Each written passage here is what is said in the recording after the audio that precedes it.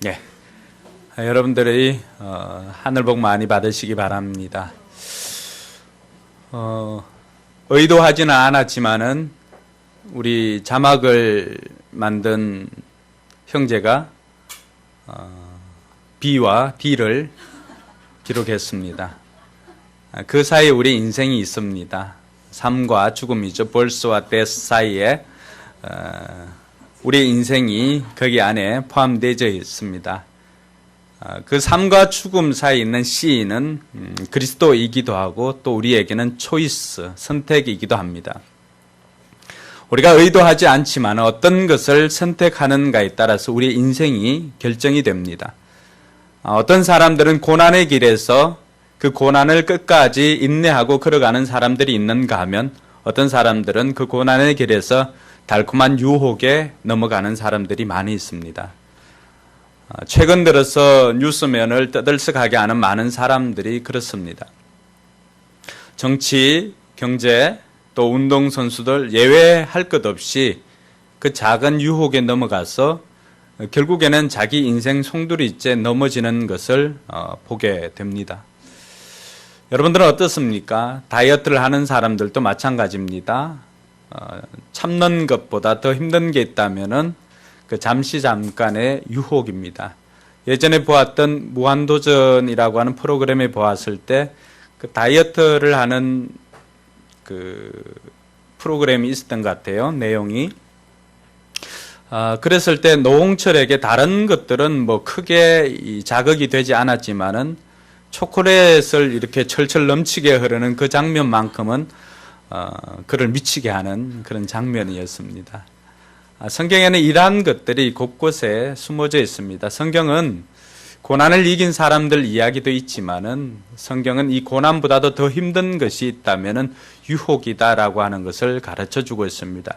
고난 자체가 우리에게는 시험이 아닐 수가 있습니다. 그러나 유혹은 우리가 반드시 해결해야 할 숙제이기도 합니다.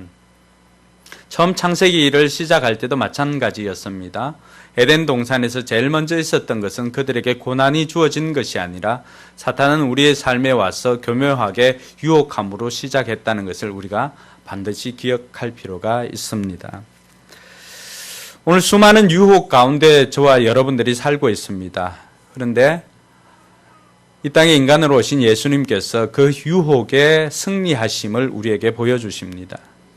그래서 저와 여러분들에게 어떻게 그 유혹을 대처하고 유혹에서 승리할 수 있을까를 오늘 예수님을 통해서 답을 찾는 저와 여러분들 되기를 바랍니다.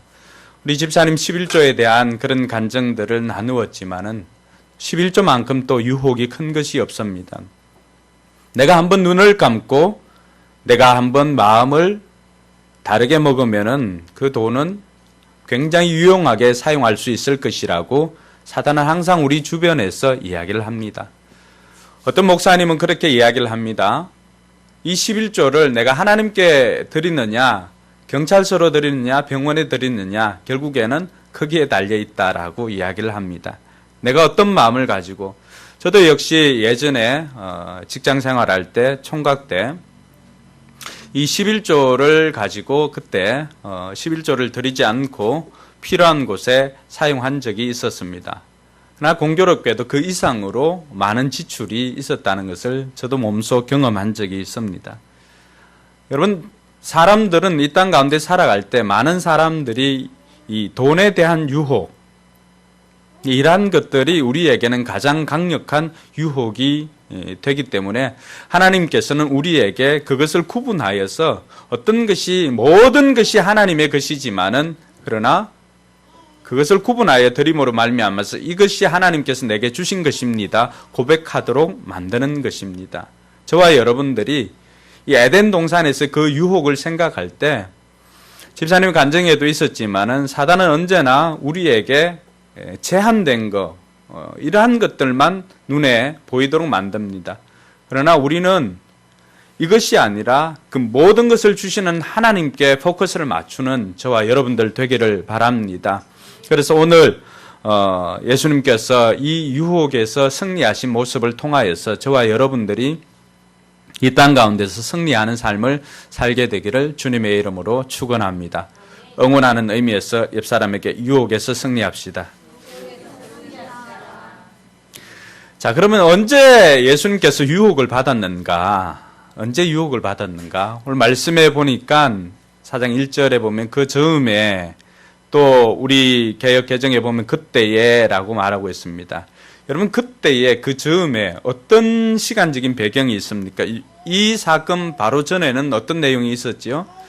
예수님께서 세례를 받으시는 장면이 나옵니다. 예수님께서 세례를 받으시고 그때 어떤 소리를 듣게 됩니까? 이는 내 사랑하는 아들이요 내 기뻐하는 자라고 하는 하나님의 성부 하나님의 음성을 듣게 됩니다. 그리고 성령의 비둘기같이 예수님에게 임하는 장면이 나옵니다. 언제 우리에게 유혹이 있을까? 우리가 하나님 나라를 위해서 헌신하고 공적인 일을 할 때 유혹이 있을 수가 있습니다. 내가 마음을 먹고 내가 이제 은혜를 받고 내가 하나님 나라를 위해서 헌신해야지 라고 그 마음을 먹을 때 어느 순간 사단은 그 마음을 가지고 우리를 유혹할 수가 있더라고 하는 것입니다. 예수님께서 우리로 하여금 인정받고 또 하나님의 일을 하고자 할 때 그때 이런 유혹이 있음을 먼저 보여주고 있는 것입니다. 이 장면이 아니고 에덴 동산은 어떻습니까? 에덴 동산에서 동산 모든 나무의 과실을 먹지 말라고 하였지만은 여자가 뱀에게 대답을 합니다. 어떻게 대답을 합니까? 우리는 동산 안에 있는 나무의 열매를 먹을 수 있다. 3절 같이 한번 읽어볼까요?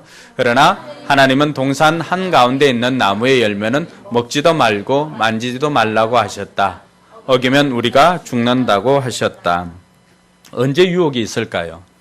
우리가 말씀에 대해서 정확하게 알지 못할 때, 말씀에 대해서 전적으로 신뢰하지 못할 때 유혹이 있습니다.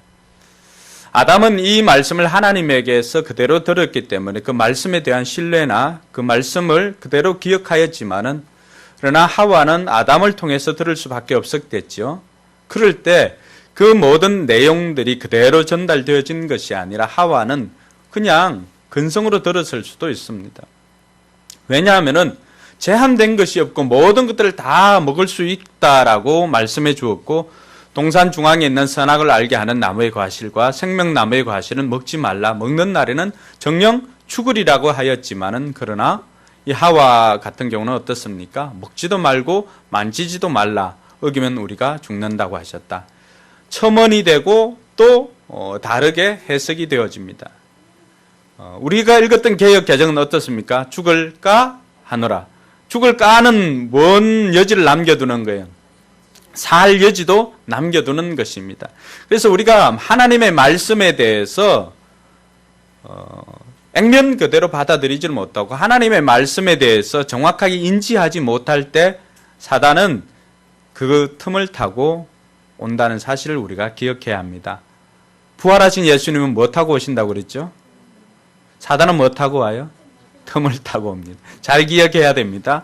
부활하신 예수님은 구름 타고 오지만 사단 틈을 타고 옵니다. 그러니까 뭘 내주지 말라는 거예요. 틈을 내주면 안 됩니다. 틈을 내주면 안 됩니다.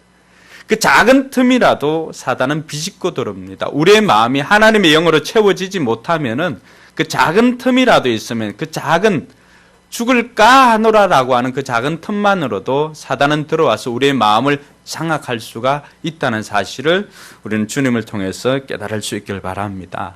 창세기 39장에 보면 요셉의 이야기가 나옵니다. 요셉이 보디발의 집에서 여러모로 인정을 받았습니다. 인정을 받고 살아갈 때 보디발의 아내가 요셉을 유혹합니다.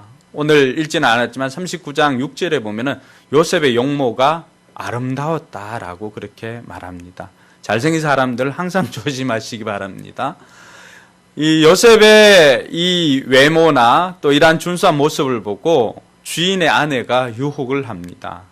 계속해서 유혹을 합니다. 그러다가 39장 11절 12절에 가면은 유혹을 하는 것을 이제 액션으로 행동으로 옮기자고 이렇게 이야기를 합니다. 그런데 그 요구가 들어올 때가 언제인가? 11절 같이 읽습니다. 하루는 요셉이 할 일이 있어서 집 안으로 들어갔는데 그 집 종들이 집 안에 하나도 없었다. 예. 12절에 보면은 이제 그 옷을 붙잡고 동침하자고 유혹을 합니다. 언제 유혹이 있는가? 11절에 힌트가 있죠. 어떨 때? 주변에 아무도 없을 때. 혼자 있을 때 우리는 가장 많은 유혹에 빠집니다. 혼자 있으면은 별별 생각을 다 하게 됩니다. 여러분, 아이들이 야동을 언제 제일 많이 볼까요? 혼자 공부할 때입니다. 특별히 시험 기간에 시험 공부할 때. 왜요? 다른 사람들보다 혼자 있는 시간이 많습니다. 그때 공부를 한다고 앉아있지만 공부를 조금 하다가 어떻게 될까요? 이내 생각들이 다른 데로 갑니다. 빌 하이벨스 목사님은 아무도 보는 이가 없을 때 어떻게 하는 것인가? 그것이 우리의 본 모습이라고 했습니다. 여러분, 아무도 보는 사람이 없을 때 사단은 교묘하게 우리에게 유혹을 합니다. 주변에 사람들이 없지 않느냐? 아무도 보는 이가 없는 것 같지만은 그러나 지금도 불꽃 같은 눈으로 감찰하시는 하나님께서 우리를 보고 계시다는 사실을 우리는 기억해야 합니다. 그래서 코람데오라고 하는 것이 우리 성도들의 삶에 있어서는 잊을래야 잊을 수 없는 그런 문구로 우리가 새겨야 합니다. 그래야만이 내가 누구인지를 지킬 수가 있습니다. 내가 성도의 삶을 지킬 수가 있는 것은 아무도 보는 사람이 없지만은 누가 봅니까? 하나님께서 보십니다. 요셉이 그 죄를 짓지 않을 수가 있었던 이유도 바로 그것이었습니다. 내가 하나님께 득죄할까? 내가 하나님 앞에서 죄를 지을 수 없다라고 하는, 아무도 보는 사람이 없고 당신과 나하고 있는 것 같지만은 누가 본다는 거예요. 하나님이 보고 계시다라고 하는 그런 신전의식, 하나님 앞에 서 있는 그 의식이 있었기 때문에 그 죄의 길에서, 유혹의 길에서 승리할 수가 있었던 것입니다. 이처럼 저와 여러분들도 아무도 없을 때 이런 유혹의 손길이 있을 수가 있습니다. 야고보는 또 다른 관점으로 이 유혹이 있음을 이야기를 합니다. 야고보서 1장 14절에 보면은 야고보는 우리 마음속에 욕심에 이끌려서 미혹당할 수 있음을 이야기를 합니다. 같이 읽습니다. 사람이 시험을 당하는 것은 각각 자기의 욕심에 이끌려서 꿰매 빠지기 때문입니다. 수많은 사람들이 유혹에 넘어지는 이유는 다른 것 아닙니다. 외적인 다른 요소도 없음에도 불구하고 그 마음속에 이 욕심이 있기 때문에 그 욕심이 이 시험을 당기는 것입니다. 자기 욕심에 이끌려서 미혹에 빠지게 되는데, 이 욕심에 이끌리게 되면 욕심이 잉태한다라고 하는 것은 그 다음 말씀이 15절에 보면 그렇습니다. 욕심이 잉태한 적 뭐를 낳습니까? 죄를 낳고 죄가 장성한 적 사망에 이른다고 했습니다. 사망을 낳는다고 했습니다. 이것은 생명과도 같은 것입니다. 여러분, 욕심이라고 하는 생명이 잉태되면 임신하는 것과 같지요? 이 욕심은 어떻게 됩니까? 가만히 두면 계속 자라게 됩니다. 그래서 욕심이 잉태해서 태어나게 되는 것이 죄입니다. 죄. 우리가 태어나서 자라게 되는 것처럼 이 죄도 점점 자라게 되고 결국에는 우리가 연한이 다 되면 어떻게 됩니까? 죽음으로 이르는 것처럼 결국에는 죽음에 이르게 됩니다. 이것이 우리 내면에서 생기는 것임을 이야기를 합니다. 그래서 유혹은 언제 우리에게 유혹이 임하게 되는가? 따라합시다. 시도 때도 없이 찾아온다. 그게 답이에요. 유혹은 어떤 정한 때가 없어요. 우리가 열심히 일하려고 할 때도 유혹이 찾아옵니다. 우리가 평안히 있을 때도 유혹이 찾아옵니다. 우리가 혼자 있을 때도 유혹이 찾아옵니다. 우리가 말씀에 대해서 제대로 알지 못할 때도 유혹이 찾아옵니다. 그러니까 이것을 보면은 유혹이 찾아오는 것은 시도 때도 없이 찾아온다는 것을 알 수가 있습니다. 오늘 예수님께서 유혹을 받았던 장소는 어디입니까? 광야입니다. 광야. 여러분, 광야는 어떤 곳입니까? 광야는 외적인 요소가 유혹의 장소거리가 됩니까? 뭐가 있어야 유혹이 되죠. 하와가 보았던 것은 보암직하기라도 했잖아, 그렇죠? 그런데 광야에는 뭐가 있어요? 아무것도 없어요. 무엇이 그곳에서 유혹이 됩니까? 유혹의 장소가 어떤 환경적인 것도 있지만은 그러나 무엇보다도 우리가 읽었던 것처럼 우리 내면에 외적인 환경보다도 더 중요한 것이 있다면 우리는 이미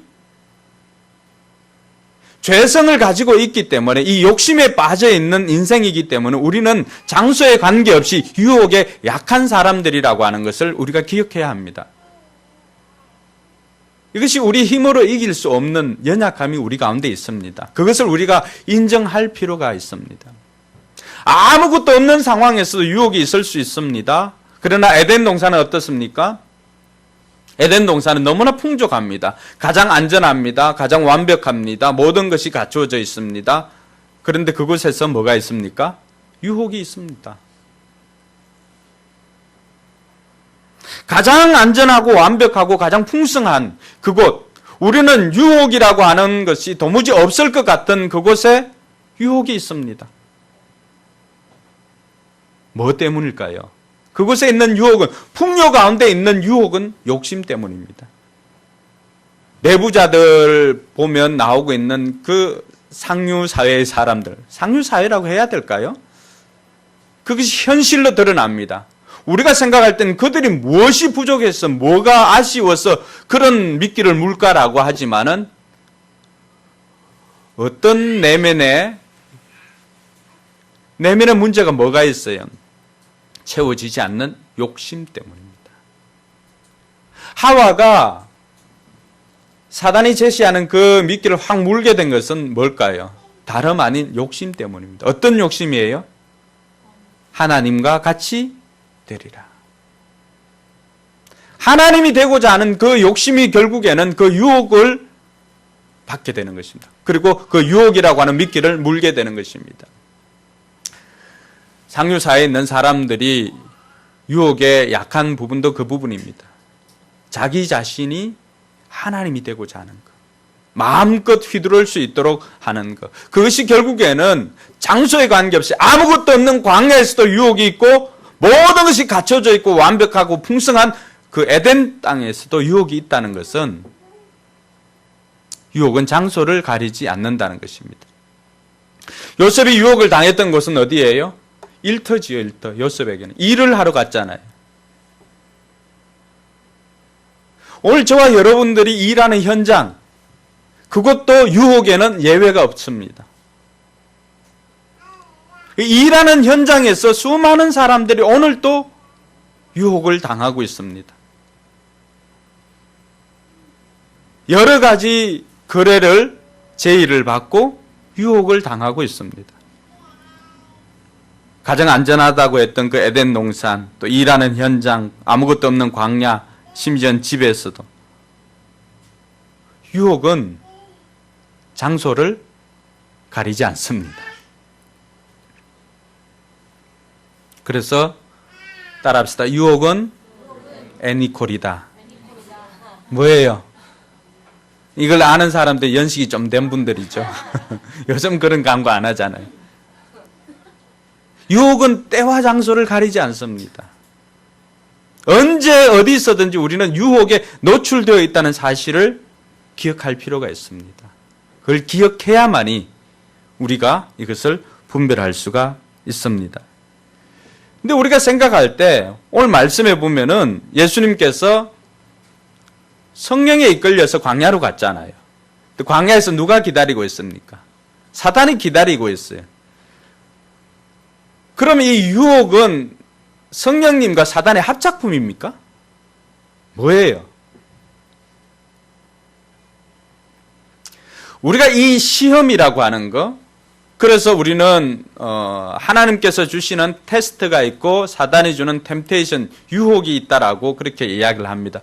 그래서 우리가 할 때는 시험과 유혹을 이렇게 구분하기도 합니다.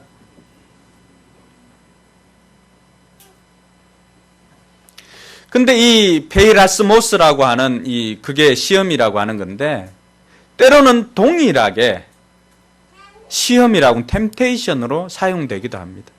사람이 감당할 시험 밖에라고 하는 것도 그 시험도 페이라스모스, 템테이션으로 되어 있습니다. 유혹을 피하라고 할 때 그 유혹도 페이라스모스, 템테이션으로 되어 있습니다. 그러니까 우리 사람의 입장에서는 시험과 유혹을 구분하기가 쉽다, 어렵다? 어렵습니다. 제가 그 설교 노트에도 해놓은 것처럼, 그래서 김지찬 교수가 그런 이야기를 하더라고요. 인간편에서는 사탄의 유혹과 하나님의 시험을 구분하기는 어렵다. 사단은 하나님에게 시험받는 사람을 유혹할 수도 있고, 하나님께서는 사단의 유혹을 계기로 한 사람을 연단할 수도 있기 때문이다. 사단은 우리가 하나님께 테스트를 받고 있을 때 그것을 가지고도 뭘 할 수가 있다고요? 유혹할 수도 있다는 거예요. 지금 장면은 어떤 장면일까요? 이 장면이죠. 왜? 지금 예수님께서 세례를 받고 하나님의 아들로서의 사명을 감당해야 돼요. 공적인 사명을 감당해야 되죠. 근데 공생애라고 그러잖아요. 근데 이 공생애를 살려면 우리가 하나님의 사람으로서 하나님의 일을 감당하려면 반드시 통과해야 할 것이 있습니다. 그래서 이스라엘 백성들이 출애굽의 여정을 통해서 구원받은 백성들의 삶을 이야기를 합니다. 이스라엘 백성들의 종살이 할 때, 우리도 세상에 종살이 했잖아요. 죄의 종로로 됐잖아요. 그 종살이 할 때 그 외침을 듣고 하나님께서 우리를 구원해 주십니다. 할렐루야. 구원받고 이스라엘 백성들이 구원받고 나왔습니다. 구원받고 나온 다음에 바로 가나안에 들어간 게 아니에요. 이 구원받은 성도로서의 삶을 우리가 이제 삶으로서 살아내야 되는 거예요. 그런데 삶으로 살아내야 되는데 우리의 몸은 어디에 익숙한 거예요? 옛 종의 습관에 익숙한 거예요. 그래서 이 종의 습관들을 다 빼는 곳이 어디예요? 광야죠, 광야. 광야를 통과하지 않고서는, 불시험을 통과하지 않고서는 결코 우리가 하나님의 일들을 감당할 수가 없습니다. 광야는 어떻게 보면은 성도에게는 필연적이다. 여러분들이 수납하기 어려운 내용이지만은 우리가 반드시 인정해야 할 것이 있습니다. 광야를 통과하지 않고서는 결코 우리가 가나안을 맛볼 수가 없습니다. 십자가를 통과하지 않고서 결코 우리는 부활의 주님을 만날 수가 없습니다. 하나님의 아들이거든. 저와 여러분들도 하나님의 자녀로 입양된 사람들 아닙니까? 하나님의 자녀라면 반드시 피할 수 없는 것이 고난입니다. 광야입니다. 그 광야를 통해서 우리는 옛 죄의 종의 습관들을 다 벗어버릴 수가 있습니다. 때로는 그것이 힘들어서 거기에 넘어지는 사람도 있습니다. 예수님께서 광야를 나가신 것, 왜 성령님께서 광야를 이끌어 나가셨는가? 또 한편으로는 그 광야는 이스라엘 백성들에게는 실패의 장소입니다. 그러면은 이스라엘 백성들이 실패했다면 우리 사람으로서는 광야를 걷는 인생들은 유혹에 넘어질 수밖에 없고 시험에 실패할 수밖에 없지 않느냐라고 말할 수가 있습니다. 아무도 성공한 사람이 없다면 할 수 없는 것이잖아요, 우리가. 근데 예수님을 보냅니다. 예수님께서 하나님의 자격으로 그곳에 간 것 아닙니다. 예수님께서 광야로 간 것은 하나님의 아들이라고 하는 그 칭호를 듣고 하나님의 아들로서 인간 예수로서 광야로 들어간 것입니다. 할렐루야. 이것이 저와 여러분들의 복음입니다. 예수님께서 그곳에서 승리하신 것 보여주십니다. 그러므로 저와 여러분들이 광야길을 걸어가는 저와 여러분들도 예수님처럼 승리할 수가 있다는 것입니다. 하나님께서는 저와 여러분들을 강건하게 하기 위해서 테스트를 하십니다. 그 시험이라고 하는 단어가 처음 나오는 곳은 아브라함이 이삭을 바칠 때입니다. 그때 시험이라고 하는 단어가 성경에는 처음 나옵니다. 그 시험을, 그 테스트를 통과하고 난 다음, 그것은 사탄의 유혹이 아니잖아요. 하나님의 시험이잖아요. 그 시험을 통과하고 난 다음에 하나님께서 아브라함에게 했던 말 기억합니까? 야, 아브라함아, 내가 이제야 네가 나를 경외하는 줄을 알았노라. 왜요? 그 이전에는 몰랐습니까? 그 이전에도 아브라함은 하나님을 경외하는 삶을 살았습니다. 하나님을 믿고 따랐습니다. 근데 결정적으로 뭘 보고? 자신에게 있는 가장 소중한 것을 하나님을 위해서 내어놓는 것을 보고 하나님에 대한 올바른 알미 있었기 때문에 내가 이제야 비로소 네가 나를 사랑하고 네가 나를 경외하는 줄 알았다. 아브라함에게는 이삭이었습니다. 저와 여러분들에게는 돈일 수가 있습니다. 돈은 가치 중립적이지만 그 배후에는 만몬이 있습니다. 그래서 돈과 하나님을 겸하여 섬길 수가 없다고 했습니다. 그것을 우리가 신앙으로 고백하는 순간 내가 이제야 비로소 네가 나를 사랑하는 줄 안다라고 말씀하시고 모든 것을 더하여 주십니다. 할렐루야. 아브라함은 이삭도 받고 하나님으로부터 믿음을 인정도 받았습니다. 예수님께서 오늘 그 시험을 통과하심으로 말미암아서 우리를 테스트하는 그 시험을 통과하심으로 말미암아서 저와 여러분들에게도 우리도 이길 수 있다는 것을 보여주십니다. 할렐루야. 그래서 철저하게 하나님의 능력을 사용하지 않습니다. 우리와 똑같이 고통을 참아내시고 40일을 줄이신 후에 시장하셨다 그랬잖아요. 히브리서 기자는 그것을 알고 어떻게 말합니까? 우리에게 한 대제사장이 있는데 이 대제사장은 우리를 전혀 모르는 분이 아니라고 했잖아요. 우리가 이 땅에서 겪을 수 있는 모든 것들을 다 몸으로 체휼하신 하나님, 체휼하신 분. 그래야만이 그분이 우리에게 위로를 줄 수가 있습니다. 경험하지 않은 사람들은 뭘 줄까요? 이론적인 것만 제시합니다. 세상 사람들이 제시하는 것만 제시합니다. 세상 사람들의 방법은 뭐예요? 힘들면 그만두라는 거예요. 편안한 것 택하고 안전한 것 택하라고 하는 거예요. 사단이 주는 유혹도 그거예요. 그러나 그렇지 않습니다. 하나님의 방법은 뭐예요? 힘들어도 함께 가라는 거예요. 경험해 본 사람은 위로를 해줄 수가 있습니다. 그러니까 예수님께서 저와 여러분들의 모든 것들을 다 위로해 줄 수 있습니다.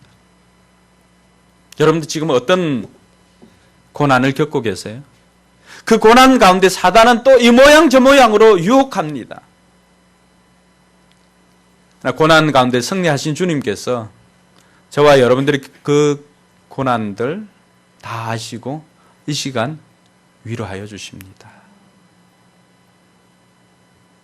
우리가 하나님을 대신할 수는 없지만은 옆 사람 손을 잡으면서 네가 얼마나 힘든지 내가 다 안다. 하나님을 대신해 주십시오.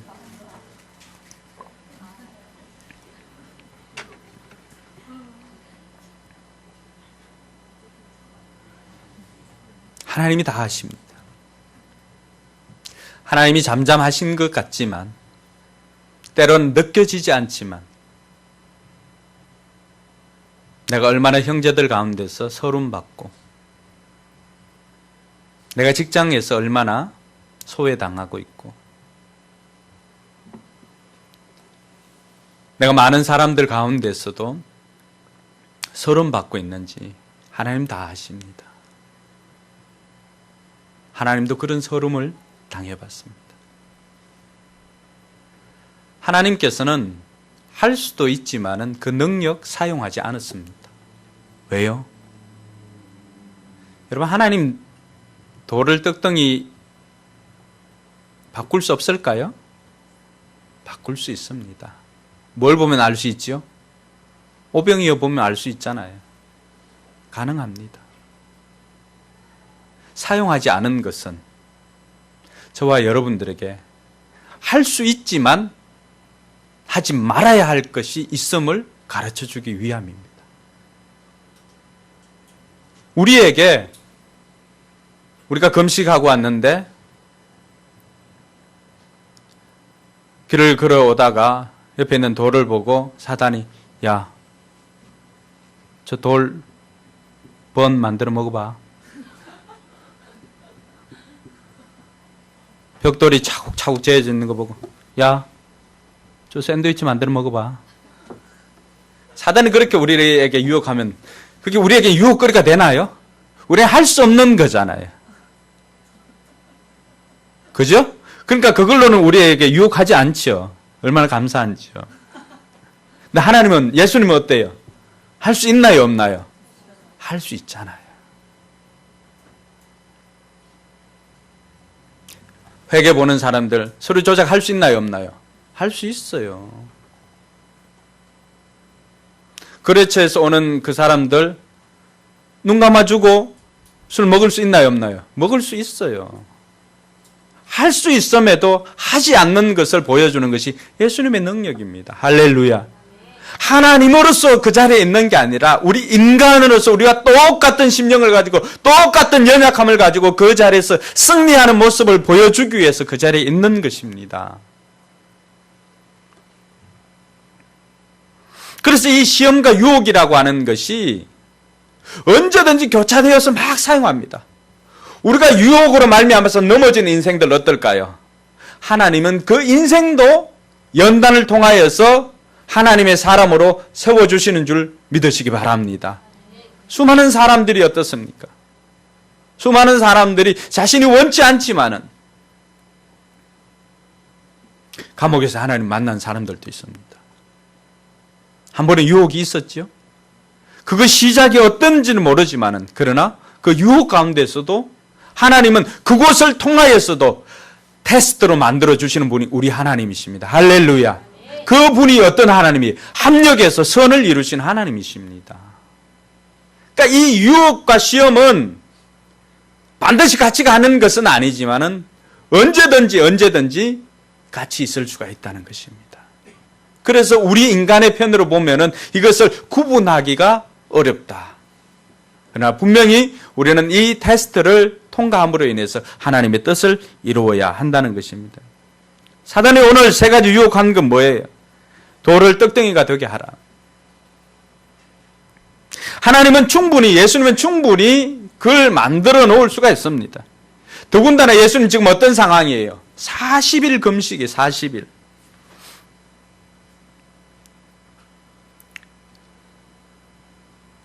저는 우리가 예수님을 뛰어넘지 않았으면 좋겠어요. 1일 금식하는 사람 없었으면 좋겠어요. 왜 예수님께서 하신 것은 인간으로서의 극한을 보여주신 것 같아요. 우리가 3일, 지난번 다니엘 금식 우리가 한번 했잖아, 그죠? 그때 우리가 고민한 것은 어떤 것을 안 먹을까를 고민한 것보다는 어떤 것을 먹을까를 고민했던 그런 금식이었던 것 같아요. 어떤 야채는 되고 어떤 거는 뭐 두부는 되나 뭐 배지밀은 되고 우유는 안 되고 그 먹을 것을 오히려 금식인데 먹을 것을 고민했던 그런 시간. 정작 우리가 3일을 금식하고 일주일을 금식했을 때 그 배고픔이라고 하는 거 이루 말할 수가 없습니다. 근데 여러분들 앞에 전복죽이 딱 있다. 먹을 수도 있고 안 먹을 수도 있는 거예요. 전복죽이 있는데 그걸 가지고 먹으라고 하는 거예요. 할 수 있는 것임에도 불구하고 할 수 없게 하는 것. 예수님께서 보여주신 것이 그거예요. 예수님께서는 40일을 줄이신 다음에 여러분 몽돌 해수욕장 가보셨나요? 몽골한 그게 모닝빵 뭐 이런 것이나 아니면 조금 위에 붙어 있으면 소보로 같지 않나요? 소보로라고 하기엔 너무 매끈하네, 그죠? 단팥 뭐 빵이나. 그러니까 충분히 빵으로 만들 수가 있죠. 예수님의 능력으로는. 그걸 하라는 거예요. 그걸 하라는 거예요. 근데 예수님께서는 인간이기 때문에 그걸 하지 않았습니다. 예수님께서 보여주시는 것은 분명히 은사가 있어요. 근데 사단은 지금 뭘 하라고 하는 거예요? 그 은사를 가지고 자기 자신을 위해서 사용하라는 것입니다. 공적 은사를 사적으로 사용하라는 것입니다. 오늘 저와 여러분들이 빠질 수 있는 유혹이기도 합니다. 하나님께서는 저와 여러분들에게 많은 은사들을 주었어요. 하나님의 아들로서 많은 것들을 행해야 합니다. 그 공적 은사를 자기를 위해서 사용하는 게 뭐가 죄가 되고 해가 될까?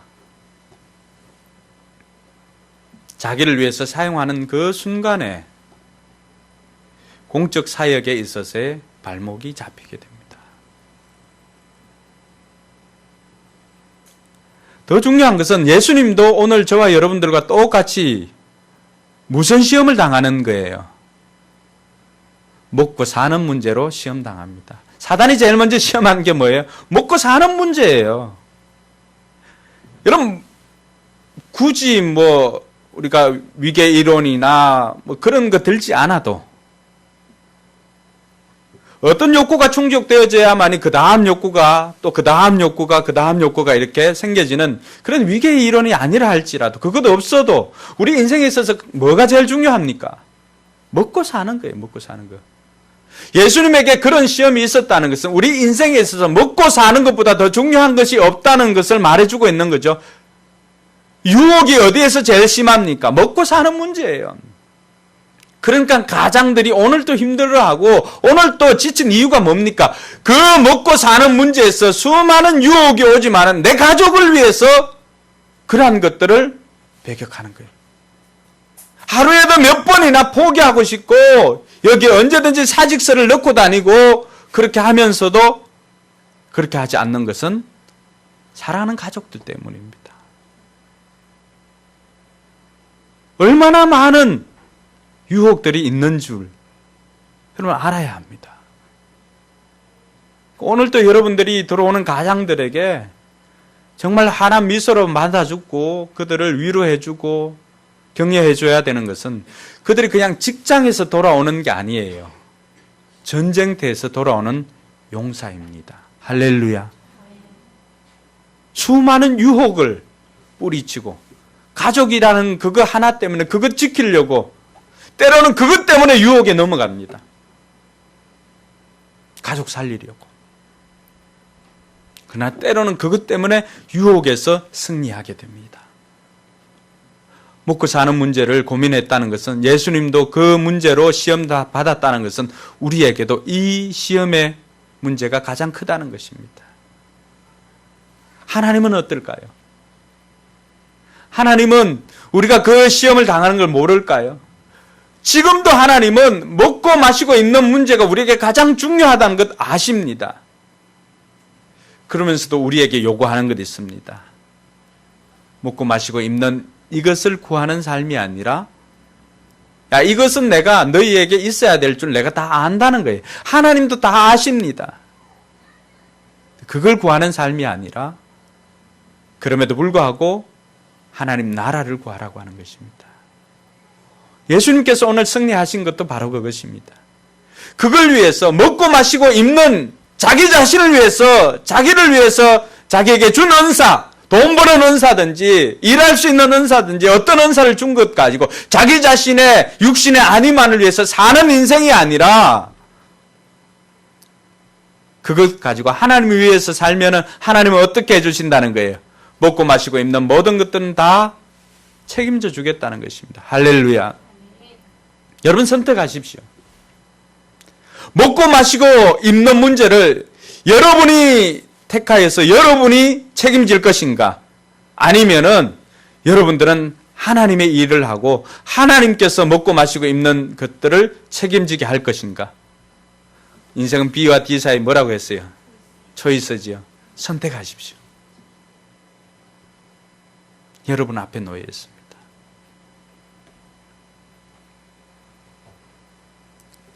사단은 또 예수님을 데리고 성전 꼭대기에 가서 뛰어내리라고 합니다. 말씀을 가지고 합니다.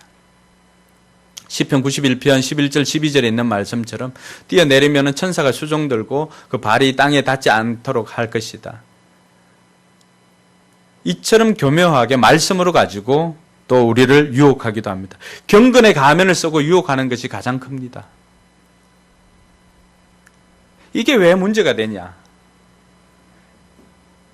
그래 하고 예수님께서 여기서 쫙 뛰어내렸는데 사단 밑에 그 천사들이 발을 딱 받았다. 진짜 폼 나지요? 하나님의 아들이 이 스파이더맨처럼 이 거미줄 안 하고 망토 안 입고 그냥 성전 꼭대기에서 확 뛰어내렸어요. 천사들이 쫓아가서 팍 이렇게 받아들었어요. 얼마나 이게 뭐 전문 용어 좀 뽀대가 납니다. 사단은 그렇게 하라고 미혹하는 거죠. 예수는 그렇게 했어요. 그럼 예수는 누구 말 듣고 하는 거예요? 네. 거기에서 빠진 것 한 가지 있어요. 그게 과연 하나님의 뜻인가라고 하는 거예요. 교회 공동체 안에서 우리가 사단은 그렇게 미혹합니다. 하나님이 일을 하게 만듭니다. 열심으로 다 하게 만듭니다. 근데 묻지 않는 것이 있다면 그것이 하나님의 뜻인가 아닌가입니다. 예수님이 만약에라는 없지만은 사단의 말을 듣고 뛰어내리면은 천사들이 발을 받쳐줄 겁니다. 뛰어내리라고 하는 것은 뭐예요? 지금 뭘 하라고? 네가 하나님의 아들인 것을 이렇게 증명을 하는데 뛰어내리면은 이게 어떤 시험에 해당하냐 그러면은 자기가 시험 당하는 게 아니라 하나님을 시험하는 게 됩니다. 하나님 계신지 안 계신지. 우리는 순간순간 하나님을 시험하고 삽니다. 그래서 성경의 두 번째 시험이라고 하는 단어가 나오는 것이 출애굽기 16장에 있는 마사에서 나옵니다. 마사에서 어떤 일이 생겼습니까? 마라의 썬물이 단물이 바뀌고 이들이 하나님께서 우리가 마실 물이 없고 죽을 곳이 없어서 이곳에 인도했느냐라고 했을 때 그곳에서 반석에서 물이 나는 장면이 나옵니다. 그때 사용되어진 단어가 이들이 하나님을 시험했다라고 말합니다.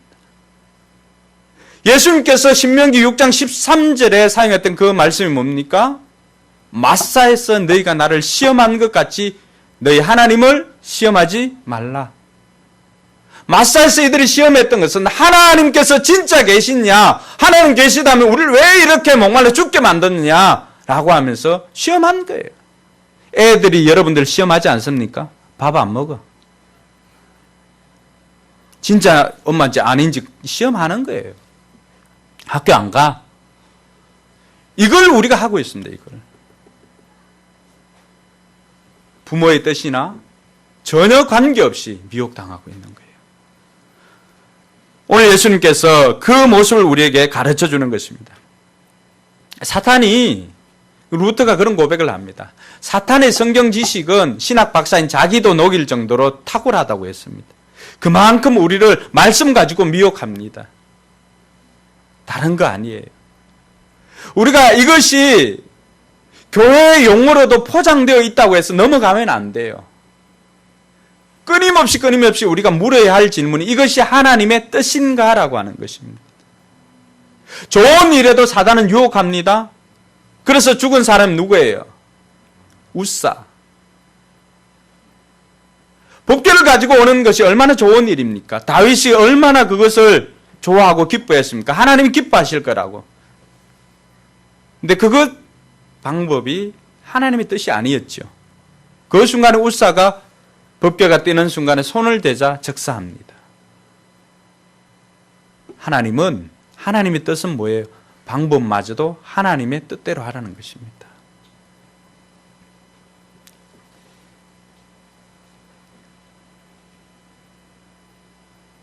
이 이야기는 예수님께서 십자가에 달렸을 때도 동일하게 적용되어집니다. 여러분, 십자가에 달려서 예수님께서 있을 때 대제사장들과 서기관들과 그리고 장로들이 했던 조롱을 기억하십니까? 그때 어떤 단어를 씁니까? 네가 만약 하나님의 아들이거든 너를 구원하고 십자가에서 내려오라. 그 배후에는 어떤 게 있나요? 하나님을 시험하는 거죠. 사단의 음성이죠. 예수님께서 사단에게 자신의 하나님의 아들인 것을 증명할 필요가 없어요. 사단은 계속해서 우리로 하여금도 마찬가지. 우리로 하여금 계속해서 증명하는 삶을 살아라고 말하고 있는 거예요. 뭘 하라고 한 두잉을 자꾸 요구하는 거예요. 뭘 해서 존재를 증명하라고 하는 거예요. 그건 아니에요. 예수님은 그 삶으로 살 때 그 모든 것들이 다 증명이 되는 거예요. 우리도 마찬가지입니다. 어떤 것을 사단은 계속해서 우리가 뭘 하기를 바라고 뭘 어떤 걸 해서 이루기를 원하도록 자꾸 부추깁니다. 그러나 우리는 삶으로 살아내는 것입니다. 할렐루야. 그것이 유혹에 빠지지 않는 비결입니다. 그리고는 천하 만국 영광을 보여주면서 내게 엎드려 경배하라고 합니다. 본색이 이제 드러나는 거예요. 본색이. 첫 두 번째는 네가 만약 하나님의 아들이어든 계속해서 이야기를 합니다. 근데 세 번째는 그것조차도 없어요. 왜요? 다급한 거예요, 이제. 예수님의 대응은 어떨까요? 그 꼬박꼬박 성경에 기록하기를, 성경에 이르기를 말씀으로 대적합니다. 사단은 우리에게 돈과 명예와 쾌락을 줍니다. 자기에게 엎드리면. 그래서 영혼을 파는 사람들이 있습니다. 오늘 우리 중에도 있을 수 있습니다. 잠깐 내가 예수 믿는 그 눈을 감고 20억을 받는다면, 아이들에게 그런 시험을 했습니다. 10억인가요? 10억을 주게 되면은 그것이 법적으로 허용하지 않는 그라 할지라도 할 수 있는가를 물었습니다. 중고등부 아이들이 60% 이상이 오케이 할 수 있다고 했습니다. 우리는 어떨까요? 1,000원, 2,000원에 넘어가지 않을 수도 있지만 단위가 크면 이번 한 번만, 그 이번 한 번만으로 내가 이번 한 번만 머리 숙이면은 천하 만국의 모든 영광을 얻을 수가 있다. 사단은 언제나 이 한 번만을 우리에게 사용합니다. 영화를 보거나 할 때 극적인 그 긴장감을 이루기 위해서 하기도 하지만은 어떻습니까? 늘 제의는 어떻습니까? 손 털려고 하는데 야, 이 건수 하나 하고 정리하고 모히또에 가서 몰디브 한잔 하라고 유혹을 합니다. 여러분 어떻습니까?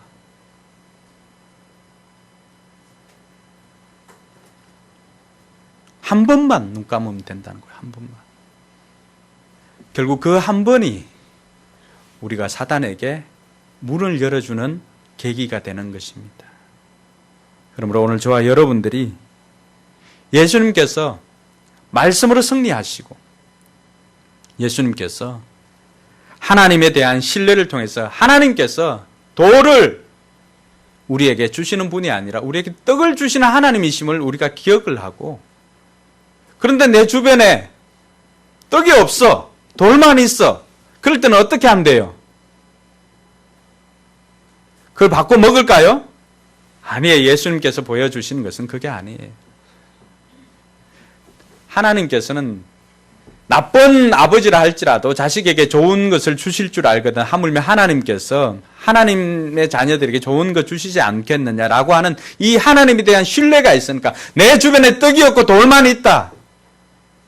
예수님께서 보여주신 것, 아직은 떡을 먹을 때가 아니구나.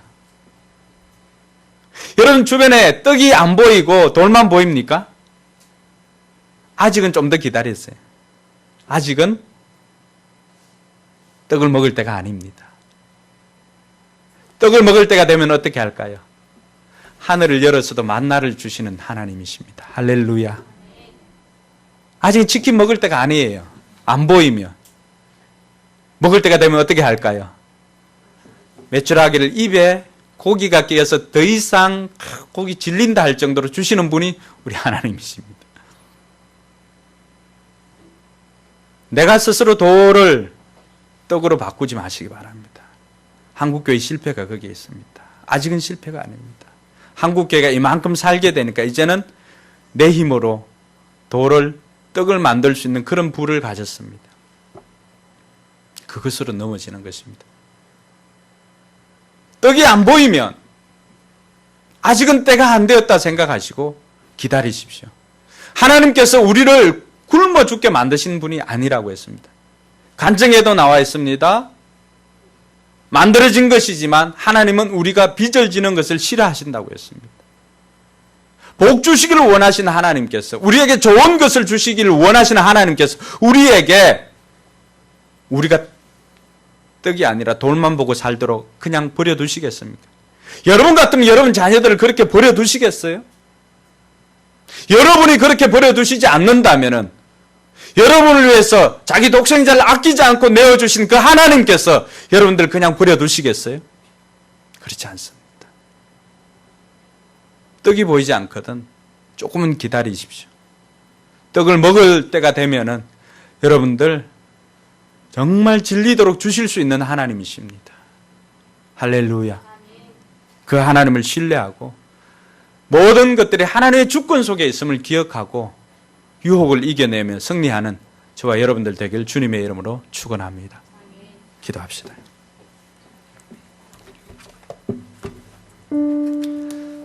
그럼 이 시간 말씀을 한번 생각하면서 한번 잠잠히 그 하나님 앞에 기도하시기 바랍니다. 수많은 유혹들이 여러분들 앞에 있습니다. 제일 심한 곳은 먹고 사는 문제입니다. 오늘 우리에게 좀 이런 배짱이 있었으면 좋겠습니다. 내가 이래도 죽고 저래도 죽을 것 같으면은 그냥 말씀대로 제대로 한번 살아보고 죽는 것이 어떠냐. 그럴 때 우리 하나님은 결코 우리를 죽게 내두시는 분이 아니죠. 어떤 분은 그런 고백을 합니다.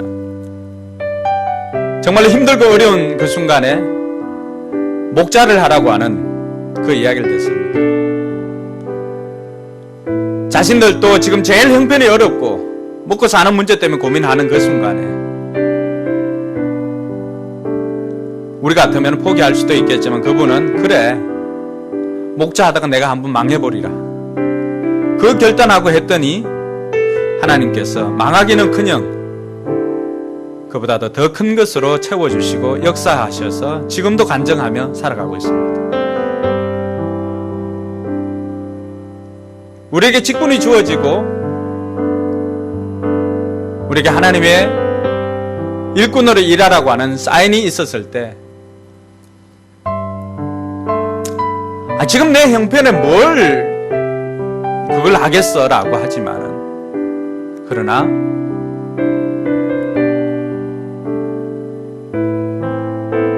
사단은 계속해서 우리를 그렇게 유혹하지만 하나님은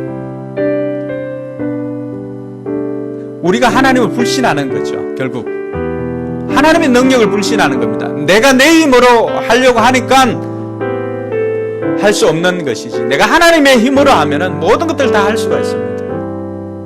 나를 믿는 것이 아니라 완전하신 하나님을 믿고 그분을 신뢰하고 그분 앞에 나갈 수 있기를 바랍니다. 그러면 그분이 하시는 거예요. 내가 하는 게 아니지요. 삶의 주권을 삶의 주도권을 하나님께 내어놓으시기를 바랍니다. 자, 그런 마음으로 그럼 잠잠히 한번 말씀을 생각하면서 기도하시고 한번 결단해 보시기 바랍니다. 그리고 결단하고 찬양할 때 나와서 헌신할 수 있기를 바랍니다.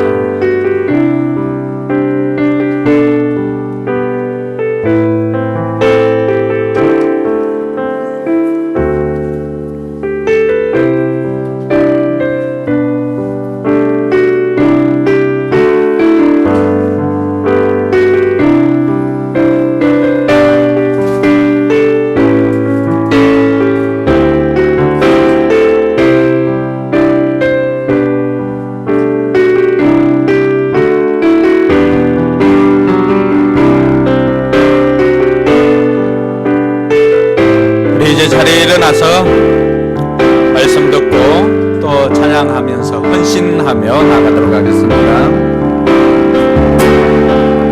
세상의 유혹 시험이 내게 몰려올 때에 나의 힘으론 그것들 모두 이길 수 없네. 거대한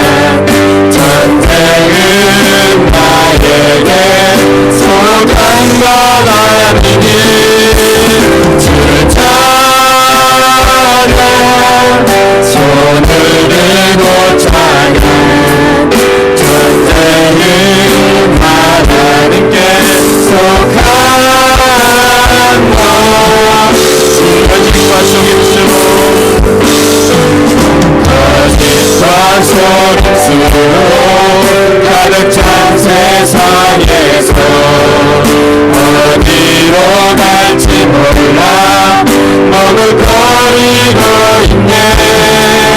온승의 관세 잡은 자 지금도 우리들을 실패와 절망으로 넘어뜨리려 하네. 주의 찬양 손을 들고 찬양 전쟁은 나에게 선한 것 아니니 주의 찬양 손을 들고 찬양 전쟁은 하나님께 속한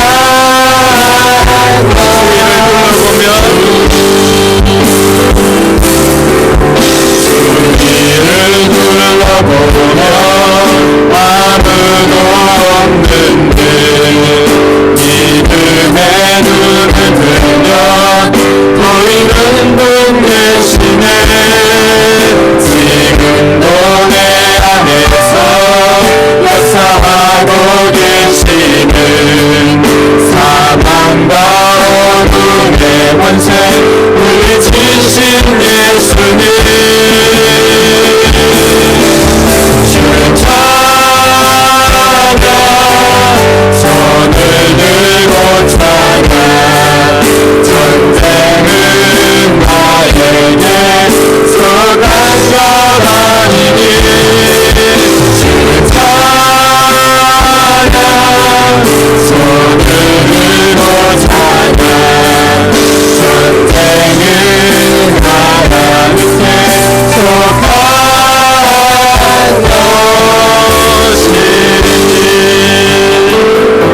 기도하겠습니다. 이제는 우리 구주 예수 그리스도의 은혜와 하나님의 무한한 사랑과 성령 하나님의 감동과 교통 충만하심의 역사가 많은 유혹 가운데서 승리의 삶을 사신 예수님처럼 승리의 삶을 살기를 다짐하는 우리 모든 성도들 머리 위에와 저들의 삶의 현장과 또 우리 교회와 선교지 위에 이제로부터 영원토록 함께 있을지어다. 아멘.